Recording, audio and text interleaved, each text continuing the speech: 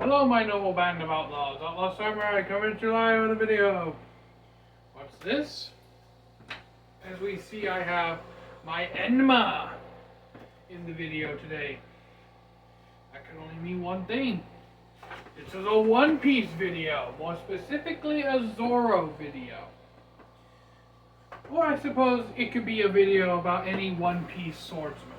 For those of you who don't know, One Piece is one of the biggest anime that has ever been created by Ichiro Oda. Zoro is a swordsman in the show. He's the three-sword style swordsman of the Straw Hat Pirates, two in each of his hands, one sword in his mouth. And in the show, there are many different types of swords, each of different grade quality. The 12 Saizyo o Wazemono, which means the 12 supreme grade swords. Then you have the Saijo Wazemono, which means excellent grade swords. O Wazemono, which means named swords, and Wazemono, that just is swords. Pretty much nameless blades that any grunt would have. But why do I have Enma specifically? Well, Enma is currently my favorite sword, topping off Shunshui. Honestly, if I had to pick the dream team, I would want Zoro to have Shunshui, Sundai Kitetsu, and Enma. Would be the three swords that I would personally want Zoro to end One Piece with the Wado Ichimonji kind of being shelved in a sense. Just simply because Enma, Shunshui, and Sundai would be more powerful. But that's just my personal opinion. What this video is a theory video.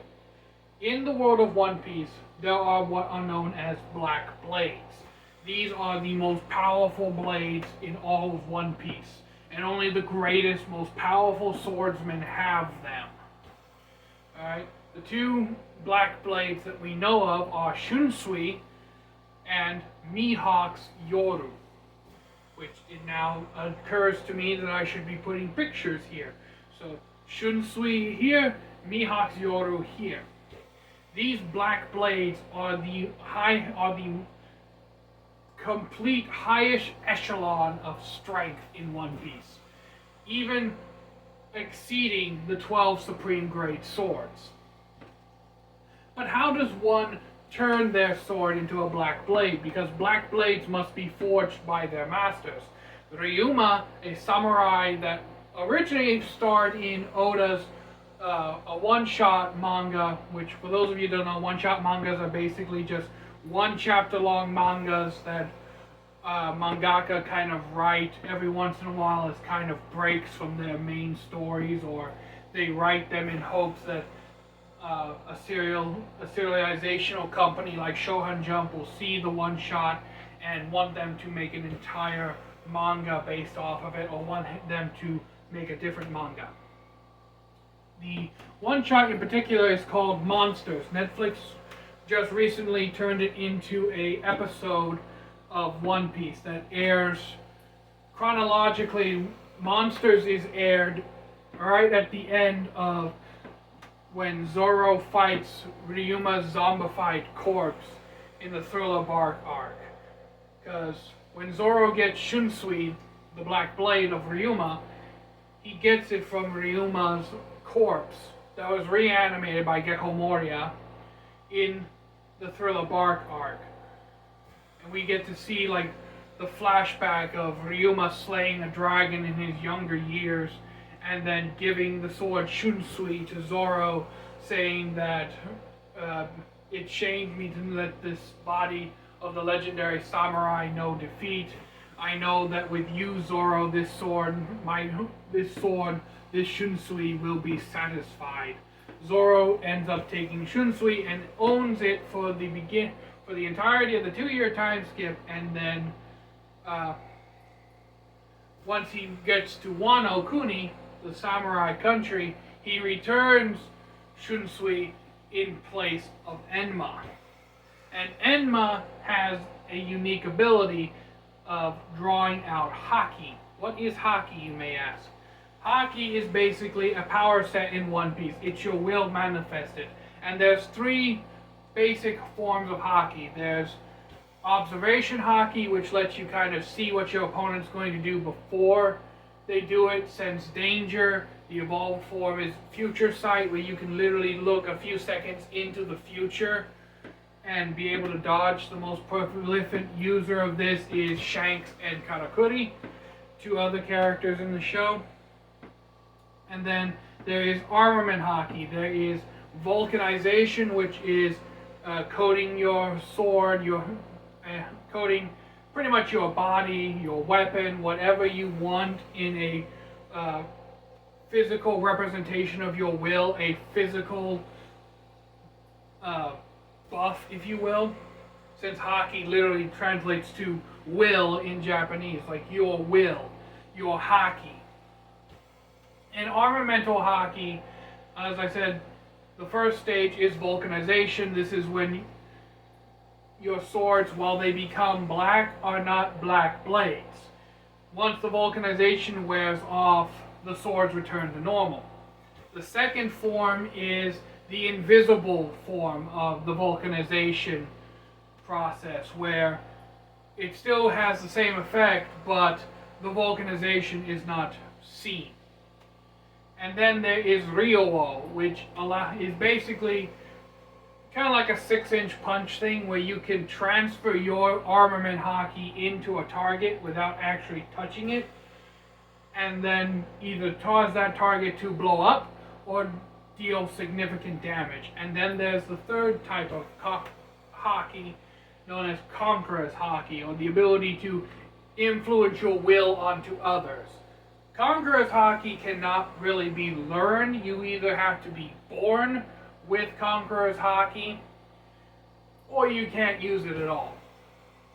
It's the only form of Haki that no one can really learn how to use, but once you do unlock it, you can get better at using it. And this is what I'd like to kind of pose to my theory. So I'll put a timestamp to skip ahead to like the 7-minute, 30-second mark if you just want to hear the theory and not me doing a bunch of explanation. How to turn your sword black in the One Piece world. Whenever Haki is transferred into a blade, it's always black. We see this with armamental Haki, and we can even see this when Zoro transfers his Conqueror's Haki. Yes, Zoro does gain Conqueror's Haki during the Wano Kuni arc. When Zoro transfers his Conqueror's Haki into his swords, the swords then turn black as well. Not only with the vulcanization from the regular armament Haki, but also his swords turn black with a greenish tint to them. Usually the greenish tint is in the temper patterns on the blades. But that's his armament Haki basically infusing itself within the blade. So, how does one turn their sword blade black? How does one forge a black blade? My theory is that in order to forge a black blade, not only do you need to master armamental Haki as a basis, but you also need to combine Conqueror's Haki with the sword, because here's the thing. Swords have a will of their own. To master swords in One Piece, you have to bend the will of that blade to your own will. That's the only way you can master a sword in One Piece. We hear this from the legendary swordsmith Kozoboro Shimosuke, if I remember correctly. When he's talking to Zoro as a child, he says that all swords aspire to be deadly, and those who cannot handle a sword deem it as a cursed blade. Because of this, and he's the one who forged both the Wado Ichimonji and the Enma, by the way, Kozoboro Shimosuke. From this we can distinguish that not only do you have to conquer your own sword's will, but because Conqueror's Haki is all about basically forcing your will onto others, and the only ones strong enough, the only ones that aren't affected by Conqueror's Haki are others that have a will as strong or stronger than the one using it. For example, Luffy, Sanji, those two would be able to withstand being near Zoro when he's released his Conqueror's Haki. Pretty much any of the strong members of the Straw Hat team would be able to be around a user of Conqueror's Haki, with receiving minimal side effects. But what does Conqueror's Haki have to do with turning your blade black? Well, because it's all about exerting your will, your dominance over others. This is what I think is needed to turn your blade black. When you've fully mastered your blade and you've poured your Conqueror's Haki and your Armament Haki into the blade over long periods of time and have finally fully conquered the will of your sword and basically replaced it with your own, will the blade become a black blade. Now, obviously, Mihawk in the series, Draco Mihawk, and Ryuma was known as the Sword God. Not the greatest swordsman in the world, the Sword God. Okay? And that is emphasized a lot in the manga and the anime, that Ryuma was a god of the sword. So it only stands to reason that Ryuma not only had fully mastered observation haki, fully mastered armamental haki and Ryuo, he also had fully mastered Conqueror's Haki. So as Ryuma, and we hear from Tenguyama, the swordsmith who forged Sandai Kitetsu, that to create a black blade, it must be forged by its master. It must be fed constant amounts of haki through great and turmoil-filled battles.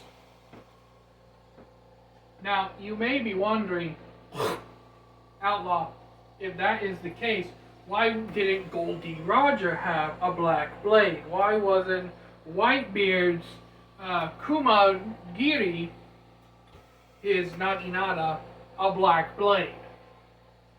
I suppose that Whitebeard and Roger, while they did have swords, well, Whitebeard had a Naginata, Whitebeard and Roger didn't use these as their primary weaponry. Roger more used his sword than anything, but Roger didn't have a devil fruit. He just had mastered haki. Whitebeard had the Quake fruit, which literally lets him cause an earthquake with a mere swing of his fist. He really only used his Naginata as an extension of his devil fruit power.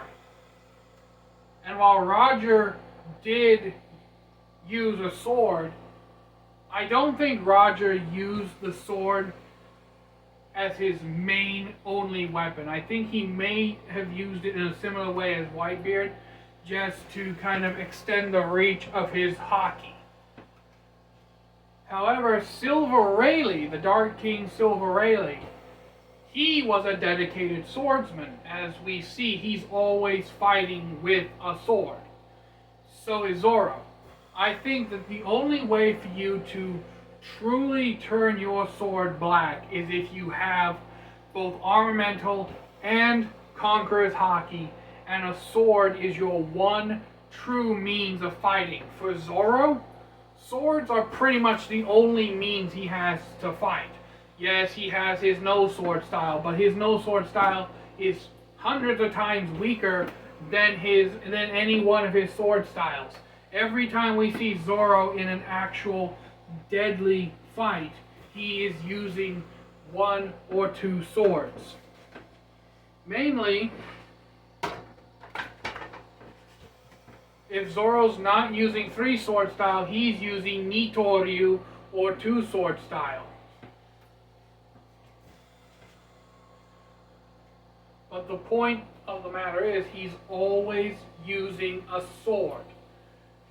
And I think that is the major difference. You have to use a sword as your one true primary means of fighting. You have to fully and completely devote yourself to being a swordsman, to having ornamental and observation haki, and to obtaining conqueror's haki. Because conqueror's haki, as it states, is the will of a conqueror, the will to rule. Zoro wants to be the king of the swordsmen. And unlike a lot of other people, when Zoro joined Luffy's crew, Zoro made Luffy swear that if he ever had to give up his ambition, Luffy would take responsibility and apologize to him. Zoro still very much holds his ambition, his drive, his desire to be the world's greatest swordsman, to defeat Mihawk. And you may be wondering, well, Zoro asked Mihawk to train him. Doesn't that technically mean he gave up his ambition? No, Zoro never gave up his ambition even when he asked Mihawk to train him. Zoro still wanted to defeat Mihawk, but he recognized that Mihawk was the only person that could give Zoro the training he needed to survive in the new world. And I'd like to think that during their battle, I'd like to think with Mihawk training Zoro, it was more of hands-off training than like how to do it. Not to say that he didn't teach Zoro like how to access the haki. I like to think that once Mihawk saw that Zoro could activate haki pretty much on his own without having to meet any kind of criteria, he's like, okay, I've taught you the bare basics, now you gotta practice. And of course he had the humandrills that constantly evolved. Honestly, if you're going to train anybody, Gloomy Island would be the perfect place to train swordsmen, especially with the humandrill's constant evolution. Alright? I'd like to think that over time, some of the humandrills even mastered Zoro's 3-sword style, and Zoro had to go up against, for the first time, somebody else using his own techniques against him, which would have furthered his training even more.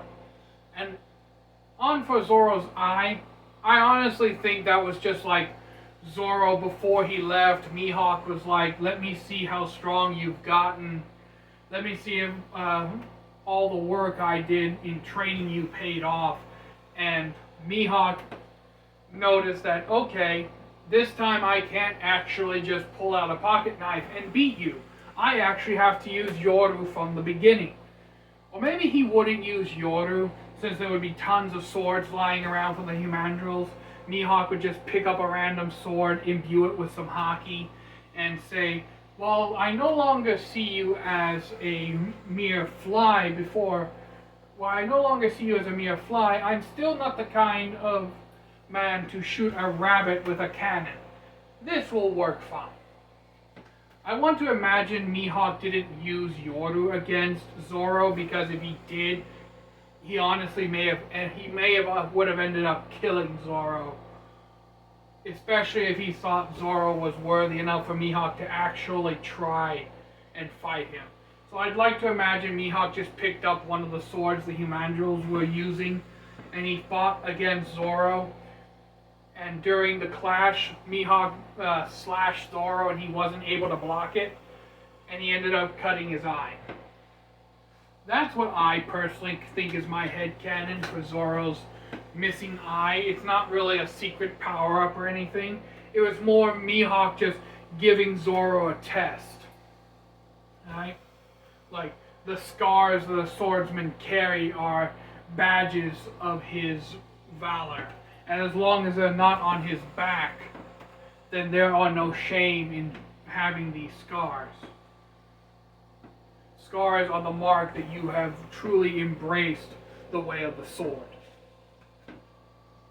But yeah, that is basically my theory on how to turn your sword blade black, is that you need to have mastered armamental haki and mastered conqueror's haki together to basically permanently implant your will, permanently implant your desires, ambitions, drive onto the blade, thus turning the sword black. And one last thing before I end up. Tenguyama, the one who forged Kitetsu, even so much as told Zoro that if you keep fighting with Enma, if you master Enma, then you may be the one to finally turn Enma into a black sword. So, honestly, by the time One Piece ends, these two things need to happen. One, Zoro needs to turn at least one of his swords into a black blade. This more than likely being Enma, since it's the furthest along in terms of really absorbing haki. Honestly, if it's not Enma, then the other sword I really don't want Wado Ichimonji to be the one to turn black, since that's more Zoro's promise sword. Really the sword I really want to see Zoro turn into a black blade first, just because of nostalgia for me, and it was my first favorite of Zoro's blades, is Sandai Kitetsu. I want to see him turn Sandai Kitetsu black first. But in terms of how long Enma has been in contact with a wielder that could use mastered armament and conqueror's haki, that being its previous owner, Kozuki Oden. Kozuki Oden already kind of gave Enma a basis for becoming a black blade. Zoro would be the one to kind of finish that, kind of having to undo Oden's will on the blade and re-implant his own. I'm of the belief that when Zoro saw the Grim Reaper, it was Enma manifesting itself before Zoro basically saying that, okay, I recognize you as a worthy master now. You have passed my test. This is me this is the manifestation of my will. Similar to how Nine Sword Style and Ashura is the manifestation of Sandai Kitetsu. Alright? Let's be honest. Zoro is going to turn one of his swords black. The other thing that needs to happen in terms of Zoro's story is, and I don't even care if this is like a bonus, like after One Piece ends chapter or something. We need to see Zoro versus Mihawk, the rematch. Like the official, non-training, full-on, like, Luffy has become the Pirate King. They're all on Laugh Tale. The final battle with Irum is over. And we get a full chapter of Zoro and Mihawk fighting, and Zoro finally defeating Mihawk, thus becoming the greatest swordsman in the world. Or who knows, since Mihawk has joined Buggy's alliance, if Buggy I shouldn't say somehow, because he has the most luck of any fucking character in the show. If Buggy ends up being the final, like, big bad for Luffy to fight, or something like that, like if Buggy ends up becoming the true, like, final boss of the show, and Luffy has to go and face Buggy. First of all, Luffy doesn't even need Gear 2 to fight Buggy at any point. I mean, he could just knock him out with a Gum Gum pistol. Sanji, I would like to see fight Crocodile, just because at this point, since Sanji knows Haki, he'd be able to go up against Crocodile without any problem. And we'd see Zoro fight Mihawk. But the most prevalent, I would see Zoro fighting against Mihawk, the most realistic thing is everything said and done, we see like the Straw Hat crew finally disband. The world government has been overthrown. The corruption of the world nobles is brought out. A new regime is underway, like Vivi and her father basically become the new rulers of the world or something. And we finally see like Zoro and Mihawk, they meet again. And the most fitting place I could think of would be like if Zoro and Mihawk met again at like the Baratier or at the doors of Gloomy Island. Those were the two places that I think would be the most fitting for Zoro to fight Mihawk. Back where they first clashed for the nostalgic feeling. Like Zoro literally calls Mihawk out to the Baratier, and the Baratier like goes to like manages to find Zoro's hometown, and Zoro fights Mihawk by Kuina's grave, and then if Zoro defeats Mihawk, he lays Yoru and the Wado down at he would lay Yoru and the Wado down at Kurina's grave and finally say that I have become the greatest swordsman in the world. And Zoro is claimed to have created 4 sword styles, so who knows? Maybe he actually does keep Yoru. For me, what would really be the best kind of send-off for Zoro would be going back to his hometown, defeating Mihawk there, and then laying Yoru down, or returning the Wado Ichimonji to Kuina's father, to Kuina's grave, and saying that I did it, I fulfilled my promise to you, and Zoro keeping Yoru. Or if he doesn't keep Yoru, maybe Zoro would get another new sword once he relinquished the Wado. Not that I think Zoro would relinquish the Wado Ichimonji, I just think that that would be kind of a good final wrap-up to Zoro's story. Like he either lays Yoru down at Kuina's grave, or he lays... Honestly, it would be more touching if he laid the Wado Ichimonji down and kept Yoru for himself. But Yoru doesn't really fit Zoro's fighting style. It's way too big and he doesn't favor one sword style. So, honestly, if he was going to lay a sword down at Kuina's grave, I think laying Yoru down would be more fitting. He would go to Kuina's father and tell him that he had kept his promise, that he became the world's greatest swordsman and his name has reached the heavens. Honestly, if the Straw Hats are able to overthrow the world government, I really don't think they'd face any repercussions. Luffy would probably just live out the rest of his life as the king of the pirates. Zoro and Sanji and everyone else would just keep riding the Thousand Sunny until eventually they just got too old to continue pirating and just settle down. And we all know Luffy's going to marry Nami, okay? I don't care what Oda says, that ship is sailed, okay? Hancock, you'd be better off trying to go after Sanji, okay? Or, honestly, if Zoro was going to retire anywhere, I could actually see Zoro going back to Wado and marrying Hiyori. Alright? Marrying Hiyori and Robin, okay? Give our boy Zoro the true harem ending he deserves. But, in any case, that's pretty much the entirety of this 30-minute rambling session of mine. My theory on how to turn how turning a sword into a black blade works, and some other Zoro-related theory videos. This will probably be titled One Piece Theory Video, Black Blades and Zoro. So until next time, I know a band of outlaws. I'll also remember to loyal, be crazy rednecks, just use your weapons. I'm out. Peace.